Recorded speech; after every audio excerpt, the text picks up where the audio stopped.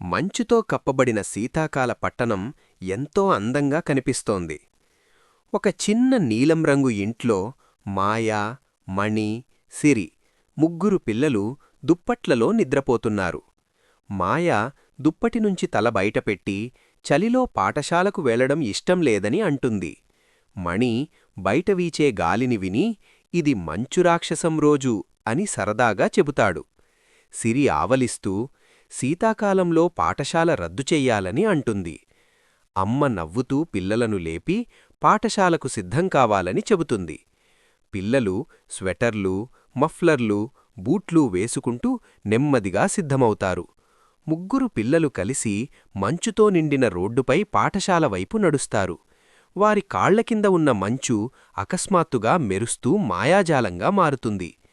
పిల్లల ముందర ఒక చిన్న మంచు సుడిగాలి కనిపిస్తుంది. ఆ సుడిగాలిలోనుంచి ప్రొఫెసర్ ఫ్రాస్ట్లెట్ అనే చిన్న మంచు మనిషి బయటకు వస్తాడు. ఫ్రాస్ట్లెట్ శీతాకాలంలో కూడా నేర్చుకోవడం ఎంతో ముఖ్యమని చెబుతాడు. సిరి భయంగా నేర్చుకోవాలా అని గుసగుసలాడుతుంది. మంచు ఐసకల్స్ సంఖ్యలు మరియు అక్షరాలుగా మారి గాల్లో తేలుతాయి.